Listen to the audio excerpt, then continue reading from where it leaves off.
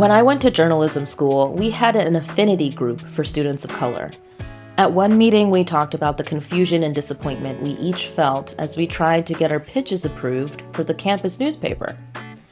Most journalism students struggle to identify newsworthy events until they learn the ropes, but we had to learn more. As students of color, we learned from experience about the fine line between news events that are not relevant enough and those that are not relevant enough to serve a white audience. When we pitched stories, we were disproportionately challenged to make it more relevant for a white audience. We couldn't cover basic discrimination without finding a scholar to define it for those who somehow didn't know what discrimination was. And we couldn't profile an exemplary person of color in the community without qualifying their value to white readers who already don't know or care about that community. In journalism, it's not people of color in leadership positions deciding what counts as news. The leaders are overwhelmingly represented by one single race and only one gender, white and male. As a result of this newsroom environment, Black journalists don't often feel welcome. They're most likely to work in part-time or intern roles as opposed to full-time or supervisor roles. Meanwhile, Black consumers don't feel represented by what's being covered. While Black people under 40 are checking the news daily on all social media platforms, more than their white peers, this age group also experiences higher rates of news fatigue. News fatigue leads to selective news avoidance and eventually complete disengagement. At some point, we simply give up on news being of any help to us. I started Twice as Good to prove that journalism can be both informative, inspiring, and personally transformative. Much of the best journalism in English history fits the criteria for mindful journalism. It's been going on for a long time, and the movement to fix journalism here in North America has been going on since the beginning of press history, starting with the first Black news services. I caught up with Robert S. Wright, a social worker, sociologist, and executive director of the People's Counseling Clinic, about the conditions of systemic racism at work and why an entrepreneurial spirit, whether you're a journalist or not, can not only help you gain the autonomy you need to do the work that you know is right, but to create new opportunities for Black folk. Hi, Robert. Thanks for joining me. Thanks for having me. How do you describe yourself? What brought you to this point in life? Yeah, okay, that's an interesting question. I'm. There are lots of things about me in terms of how I describe myself. I'm a Scotian, so by that I mean I'm an African Nova Scotian, a Black person whose people come from Nova Scotia. That's probably one of the biggest parts of my identity, really. Raised by a single mom who raised 6 kids practically alone, the men in her life not staying around much longer than to gift her with more children, I think. And I grew up as a helper. My mom was, even though we were poor, was a person who was very giving, and we looked after a lot of the kids that were in the neighborhood, and she was very capable in the kitchen, so she could feed us relatively well, even though we were quite poor. And so I grew up seeing her do that and knowing that my life was going to be a life of giving as well. Mm. So it's no wonder that when it came time for me to figure out where I was going in life, that I became a professional helper, a social worker. And I did both my degrees in social work, went to Christian universities to do those degrees, was heavily involved in the church and was quite involved in the church until coming out later in life after my marriage ended. And I think from that location of being a spiritual person who was a helping person who grew up in a family that was poor, it made me able and willing to dedicate my life to working with marginalized people to achieve better outcomes. And Mm-hmm. so I think I've done that in the area of anti-poverty work. And when I worked in child welfare, that's what I was all about. When I worked with children, youth, and families in government, and over the last 7 or 8 years in my private practice, I've been doing that in the field of mental health and justice. And yeah, and so now I've arrived at a place as a middle-aged black guy where I've been able to look back and see some of the things that I've done that have been, you know, some of the work that I've done that's been good work. And I've been able to look ahead to see that there's lots more work to do, and I'm committed to staying in the fight. I I don't know. find it so Yeah. amusing how you describe your career as like kind of just something you did. And for me, it's something that makes headlines, right? Well, it's interesting. I think that making headlines, a person doesn't wake up in the morning and say, I'm going to make headlines. A person wakes up in the morning and says, what kind of good can I do today? Yeah. And I think that what's shocking is that when you do something that is good, it's you've done it not because other people couldn't see to do it. You've done it because you've organized your life such that you don't have any barriers in your life to doing it, right? Mm-hmm. And I don't have those barriers in my life to doing it because my life has been surrounded by courageous, sacrificing individuals who've given me license to do things. Yeah. Yeah. I remember that from my sociology class. Of the few things I remember from university, one of the things was biological availability. It's a really important aspect of understanding who's going to show up for like a social movement, like a protest. Mm. And that just means like, do you have kids? Do you work 10-hour shifts? Do you this and that? And that's actually going to have a huge impact on whether people show Yeah. up in the streets. Yeah. Yeah. Well, I was at lunch today and someone was saying something to me about the work that I was doing. And I said, when I left my government job to noodle around in academia and then to open up my private practice, and later on I founded the nonprofit clinic, I had the license to do that because I was a single man with children who my mother lived with me. And when I was contemplating leaving that job, I called my mother and I said, Mom, I'm thinking of leaving this job now. And she said, okay, baby, do what you need to do. And I said, well, if I leave this job, we're going to be poor. Yeah. And my mother said, we know poor. Like, Yeah. why are you stressing about that? Leave the job. We don't need the money. And had she said, Robert, we've been poor in the past and we've gotten to this place in life where, it's really, shouldn't we be building to have a better life, an easier life? In my last years, wouldn't it be great if we had the money to do this, that, and the other thing? I'd have stayed in the job. Yeah. Yeah, literally, it would have been no contest. If my mother had said, I would like to go to Cuba a couple of more times before I die, stay in the job so we can do that, I'd have stayed in the job. Yeah. And nobody would be writing about me or asking me to speak on their podcasts because I would be, a careerist who was doing the jobs that were necessary to be done they don't let you do if you're quote unquote an activist. But my mother said, we've been poor. Follow your heart. Follow your sense of what is right to do.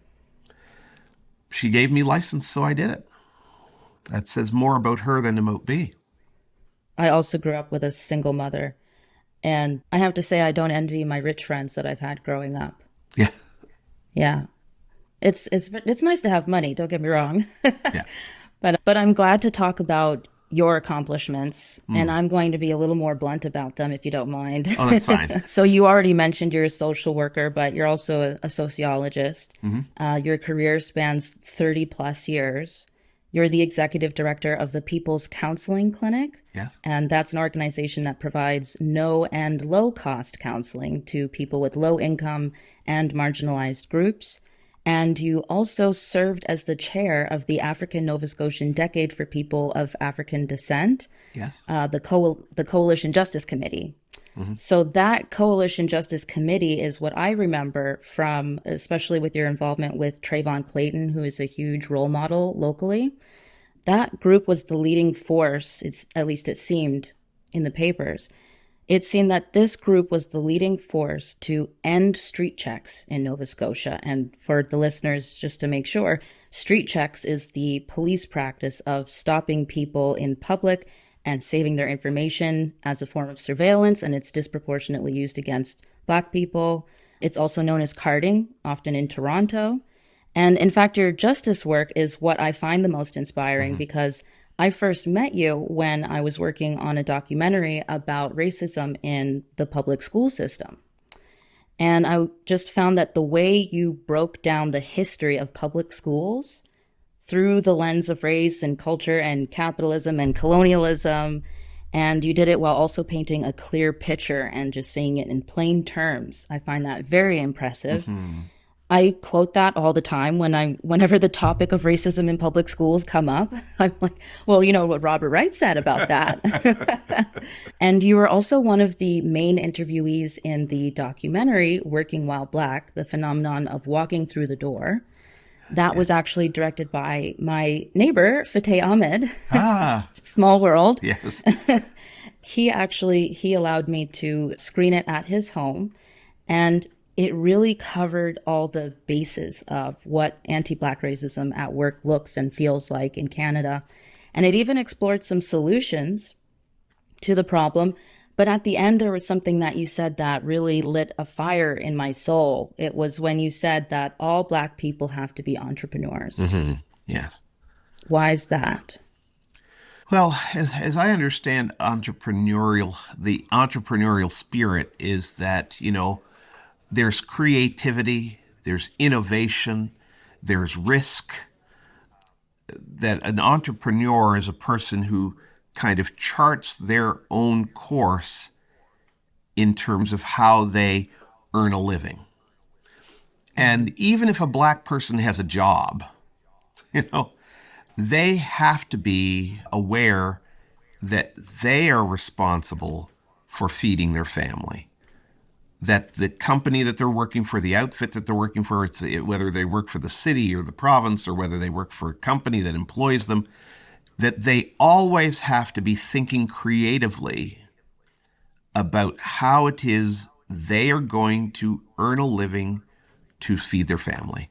Because otherwise, they are depending on their employer to feed their family. Which then makes them, not to be too dramatic, but it makes them a slave to their employer, right? And when their employer says, hey, I need you to do this thing, that because you have placed your fate and your children's fate in the hands of your employer, you are hard-pressed to not do what your employer says you should do, even though it might be against your values or against your interests or against your community's interests. And so I think that if you're an entrepreneur and you recognize that there is some risk associated with earning a living, and that you recognize that you are responsible yourself for feeding yourself and your family, that when an employer says, hey, I'd like you to do this thing that violates your principles, you can say, that makes this job just a little too costly for me to be here, and I'll see you later. And it's not that big a deal because I've already been thinking about the 9 other things that I could be doing to feed my family. Okay, so you don't mean that everyone needs to quit their job today. No. But everybody should know that they have the ability to quit their job tomorrow. Like I said, when I said to my mother, oh gosh, I think I need to leave this job. When she said, we know poor, she wasn't wrong. We were poor for a while. Like I left my job and I was able to earn a living. But the year after I left my senior government job, I lived on 1/5 of my previous year's income. 1/5. And I was able to do it because one of the things an entrepreneur should do, knows that they have to do, is they have to keep money in the war chest. You can't spend if you know that you're involved in business. This might be risky. That you have to invest in yourself. So I had no debt. I had, I had a mortgage that I'd bought a house. My mortgage was $800 a month. So I could leave an executive director job and teach for a while and go to school for a while and earn a fifth because I didn't have a large overhead, because I was thinking like an entrepreneur, thinking about my own responsibilities for feeding my family, and kept my footprint low. That was something that, allowed me to do that. So, and this is out of necessity of the fact that our workplaces are dominated by white supremacy. And so in a perfect world, we wouldn't need to all have an entrepreneurial spirit. Oh, in a perfect world, we would have a broad social safety net that ensured that we could all feed our families regardless of what our circumstances were. And we would be living in a true society that was concerned about its people, so that everybody could be engaged in activities that were soul inspiring and not soul crushing. And we all would have a living wage. But that's not the society we live in right now. You got to remember that our people are only a century and a half out of slavery on this continent. So, we're moving towards a just society if we haven't arrived there yet. Yeah. Speaking of leaving your job and the decision to leave your job, one of the reasons why I wanted to have you on is because I saw some connections between the documentary Working While Black. In the beginning of that documentary, you say that working while Black is the phenomenon of walking through the door. Yeah. If you're Black, it's a different experience. So I saw connections between that and another documentary that I saw called Black in the Newsroom. This documentary was put on by Media 2070. That's an organization focused on reparations through media. They wrote this big essay examining the negative impacts of media steeped in white supremacy throughout history and the effects that it's had and some of the solutions to it.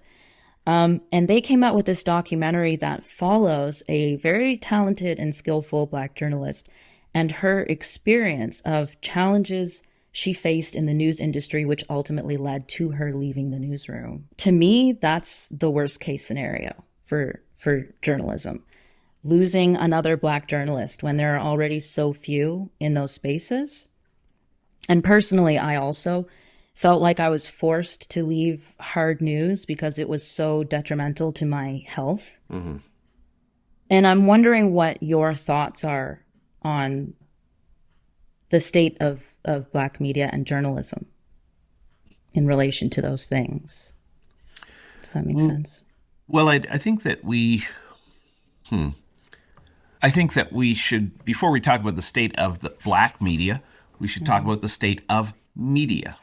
Right. I stopped being a consumer of breaking news in 2015 or 2016 when Donald Trump was running for the U.S. presidency, because the news were simply following this guy who was running in the primaries and reporting on what he was saying, which was arrogance and ignorance and hate. And it was so bad that we could not, it seemed to me like journalists could not begin to explain or bring context to any significant news story, because their attempts to describe things and to bring context and information to the public would be interrupted by a Donald Trump tweet that they would feel they had to cover because it was news, right? And It was so bad that one of the programs that I listened to it's an NPR weekly news program, they had to start to put a caveat at the head of their program that says, this is a weekly news program. It's not designed to be doing breaking news, but to analyze the week's events. But because they weren't jumping to the latest tweet, they had to put a caveat on their news that said, the news is rapidly changing. And if you want to keep current on the news, we'd encourage you to refer to our news station. This information has. So they had to apologize and explain to the listener that if you don't hear the tweet that happened 30 seconds ago, it's because we're actually trying to do journalism here. Right? That's the state of journalism. That people who are trying to do real journalism have to apologize for not simply reacting to or repeating for you the latest tweet from the latest crazy guy who thinks he should occupy the airwaves.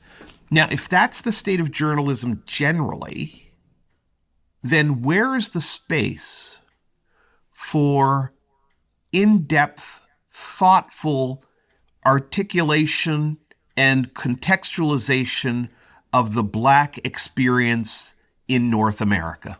It's non-existent. There's no space for it. If we're chasing people like a Donald Trump for their latest tweets, there's no space for our stories. All right? And how many Black journalists are going to get on that train? Not very many, and certainly not many who are interested in preserving their souls.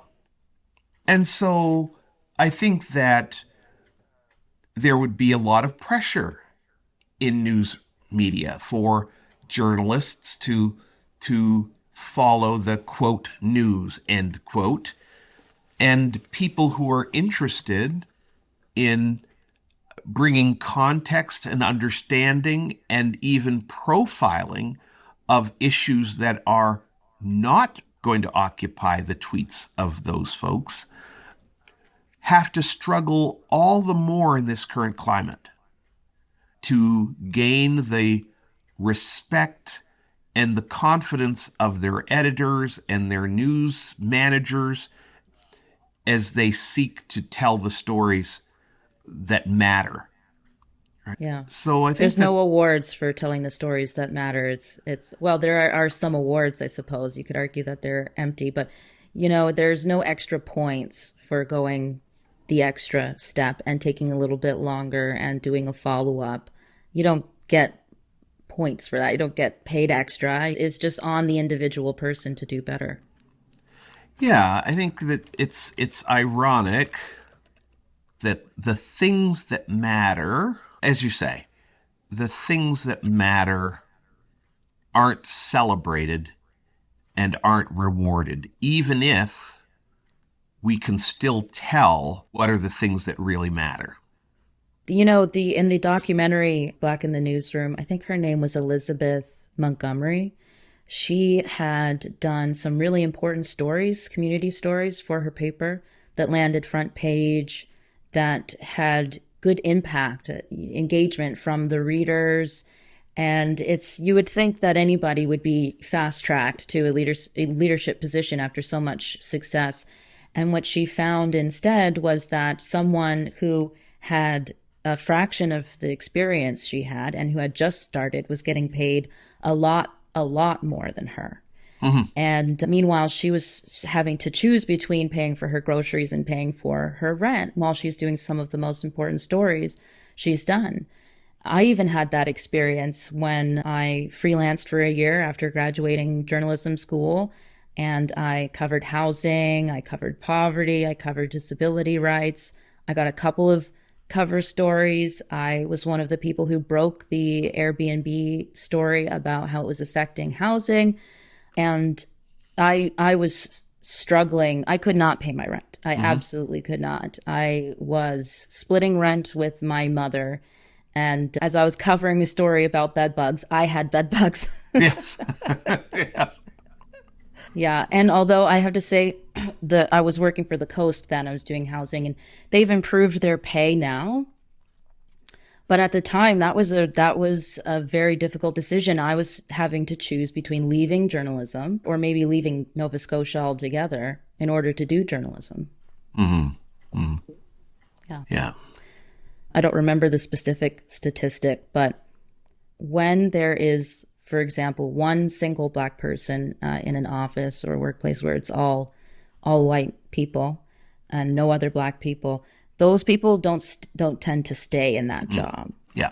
And I'm sure that it's sometimes nothing to do with a specific incident that happened, but it's just why would you want to stay in an environment where you're always, I guess, like the sore thumb? Yeah. Yeah. So that makes it more difficult to do black journalism, to be black and be a journalist and cover black communities or issues when you work in a newsroom, right? Absolutely. Absolutely. And I think that's something that people don't, I don't think they understand. I don't think they believe that the workplace is a hostile environment to Black people. And that's not because everybody who is not Black wakes up in the morning and says, how do I make life miserable for Black people today? So I do not, it's not about the fact that all people who are not Black are Nazis or some kind of racist. It's that racism is the culture of this North American society. And so if you're a North American and you have not been acculturated to become an anti-racist who is an ally to racialized, marginalized Black folk, Indigenous folk, if you have not been specifically acculturated to that disposition, your disposition will be a hostile disposition to Black people. You will say things, that's what the term of microaggression is. You will say things that are just a common thing to say that highlights marginal location of racialized people. You will do things and say things that are harmful, disrespectful, belittling of Black people. And it doesn't matter that you don't mean it. It's just as hurtful. And the Black colleagues that you work with have to put up with that every single day. And I think most white people don't understand that. So there is an aspect of the need to be entrepreneurial, if you can, does imply leaving and making your own workplace, right, with a new dynamic. Yep. It connects a lot to the urgency for Black media, I think. And Black media suffers just as much as mainstream media in terms of, clickbait, advertising, all the same problems. But at the same time, there's barely any in Canada. I think there's hundreds of Black-owned news outlets in the United States, at least 200. And I struggle to find more than a dozen in Canada. And yet there are many Black journalists, also not enough. But for example, there was a recent diversity survey that went out to newsrooms. This is a revolutionary new thing where newsrooms are actually divulging their diversity statistics. It's been an effort since the 70s to get them to do that, but they have started. And the most recent one reported that I think it was half of Black and Indigenous and maybe some other groups work at CBC or Radio Canada specifically. So that means that all the other newsrooms have barely any. And I think they said, well, they kind of changed their how they were measuring things, but the 2022 report said in 8 out of 10 newsrooms, there was not one single Black journalist or Indigenous journalist. And now they're saying that in the leadership positions, there's 7 out of 10 don't have a single Black or Indigenous person in a leadership position in newsrooms. So that's why it brings me back to this question of Do we leave where we're working and create new workspaces? Because I do see people doing that in Black media. Well, I think that is certainly an option, that black folk have to have a vision for their black media folk have to have a vision for their career, and they have to be, as entrepreneurs, championing that vision. Tell a story. Years ago, I was hired to work at Halifax Children's Aid Society. I'm a social worker, and I competed for this job, and I got the job. And the person who called me to offer me the job was a man by the name of Barry McFarlane, a prince of a man. Barry was a longtime city councilor for the town of Dartmouth. He called me and said, "Robert, I'm really excited to be able to offer you this job, and we were excited to have you." I said, "That's great, Barry." I said, "Now, before I accept the job, though, I need to hear you say something." He says, "What's that, Robert?" I said, "I need you to tell me that one of the reasons you're hiring me is because I'm black." And he said, "Oh, no, absolutely not, Robert. You were the most qualified person. You were the person we wanted. You were head and shoulders the most qualified social worker in the people that we interviewed." I said, "Barry, I know that." Pretty confident in my skills. I know who I am. I know I was the most qualified person. But I'm asking you to tell me that one of the reasons you are hiring me is because I'm black, because I will bring a black agenda to child welfare service delivery in Nova Scotia. And I need you to tell me that one of the reasons you've hired me is because you know I'm bringing that. I tell that story a lot because I had to tell Barry what my mission was going to be at Halifax Children's Aid, and I had to make him agree to support that mission. Right? Had he said, "Oh, absolutely not, Robert. I mean, we're not really interested in the black agenda, and it's good that you're black, but we're not really interested in changing anything," I'd have said, "Okay, see ya. You're not the people for me." But I had to put it on the agenda. I had to extract from him a verbal acknowledgement, a verbal commitment to support the black agenda. I think that if black journalists were to do that, to push their agency, to respect and affirm their black agenda, then I think at least black journalists would be working in news spaces where the acceptance or the marginalization of their blackness and their interest in the black story would be transparent, right? Mm-hmm. You would either have an employer who says, "Absolutely, that's one of the reasons we have you here," and then you could use that as a tool every single day when you're fighting for the story in that meeting where, the assignment meeting. No. Remember why I'm here? I'm here. You don't need to believe that the story I'm about to tell is a relevant story. That's why I'm here. I'm here because I know, and you don't. Right. That's one of the main problems that black journalists face in newsrooms. The fact that when they go to that pitch meeting in the morning, you have to have 4 or 5 stories ready. Not all of them will be accepted. And it's kind of by nods or general, opinion, whether the story gets picked up. And what happens is they get told that the story is not relevant. Meanwhile, some other outlet picks it up. I think that Jade Tynes, told me a little bit about her story. She did a story on me on a Father's Day years ago. Do you remember that story? Yes, so sweet.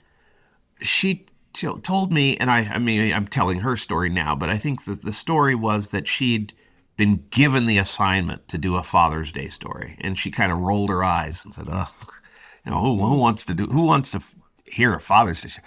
But she said, "If I'm going to do a Father's Day story, I'm going to do an unusual Father's Day story." So she found a black gay guy and said, "Hey, could I come take some pictures of you and your family and talk about Father's Day?" And I said, "Sure."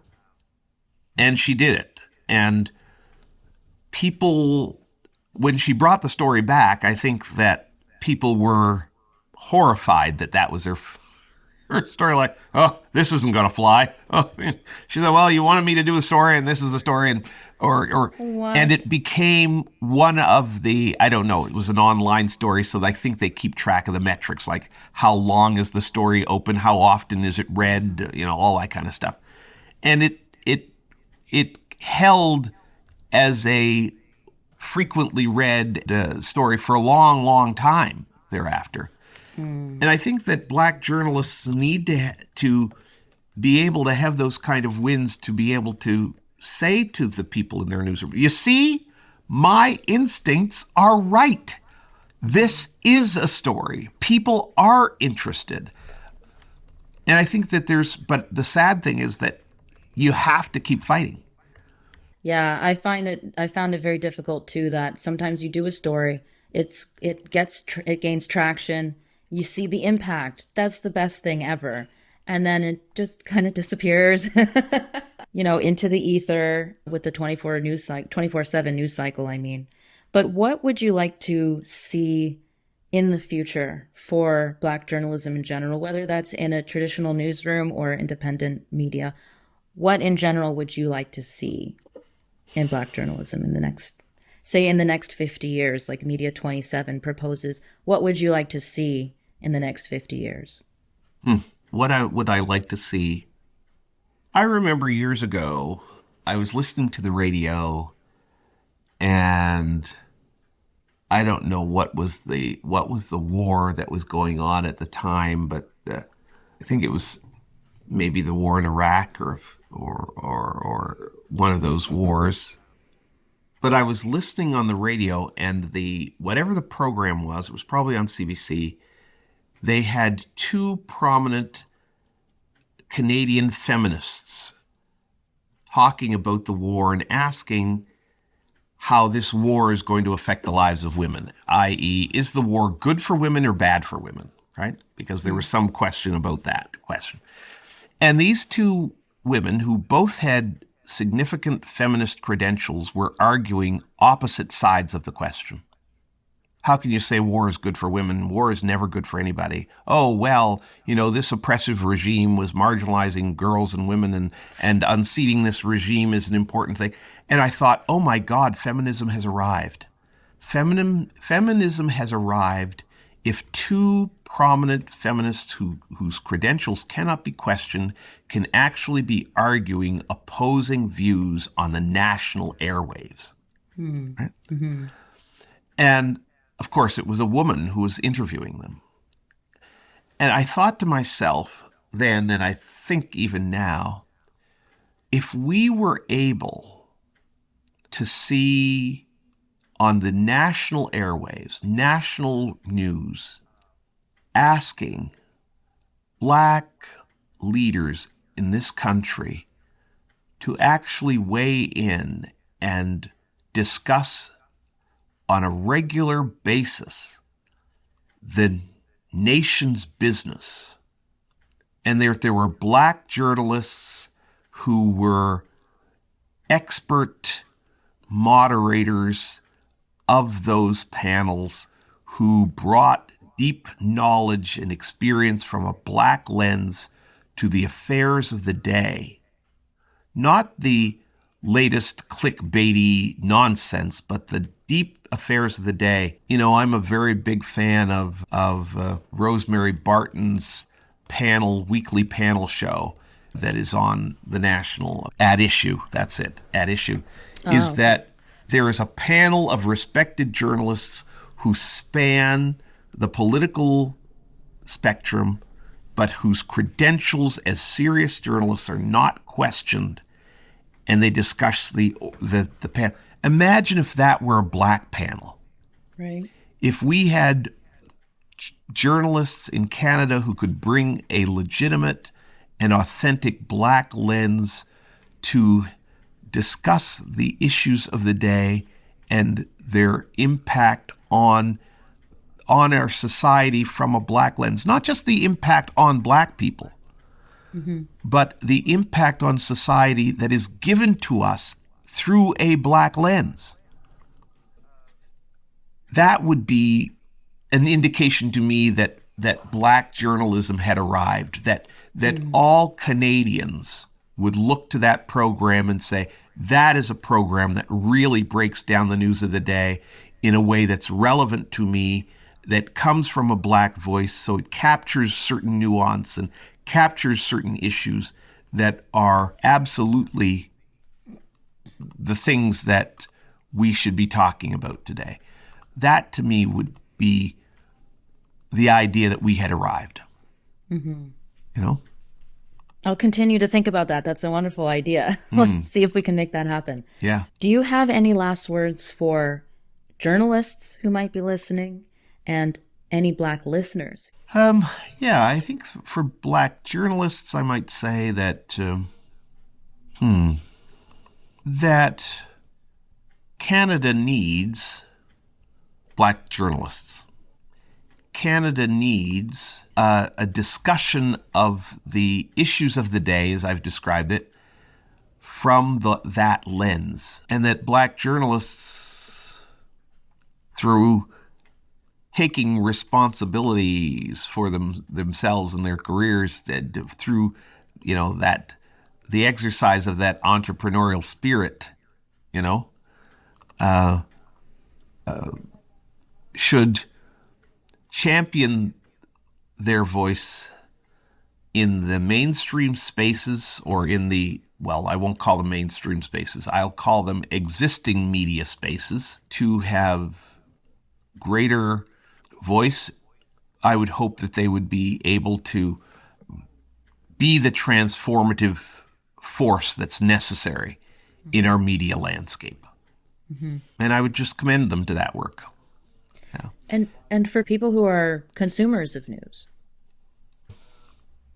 To those folk, I would encourage them, really, to open themselves up to voices in the media that are not the typical voices that they listen to. Because I think that the nature of our country is changing dramatically. The diversity in Canada is increasing. And to be a literate Canadian today, you must have some facility, have some awareness of the lived experiences of people that are not just like you. That there is not a position you can hold in our society today, whether you're a welder at the shipyards, whether you're a crossing guard, whether you're a school bus driver, whether you're a politician, whether you're an executive, whether you're a news editor. There is no position you can hold in Canadian society today that does not demand that you have an awareness of the multitude of peoples that exist here in Canada. And if you're only listening to voices that tell the stories that you're already familiar with, you're not going to develop the kind of literacy that is necessary to have a successful, a healthy, and happy existence in this country called Canada any longer. And so that you should be championing these diverse voices in the news media, because your success and wellness and your children's success and wellness depends on those diverse voices. I guess that's what I would say to other people who are listening. Thank you so much for coming on. I really appreciate it, and it's nice to see you again. It's always good to see you, Sandra. It's great to see the work that you're doing. Thank you.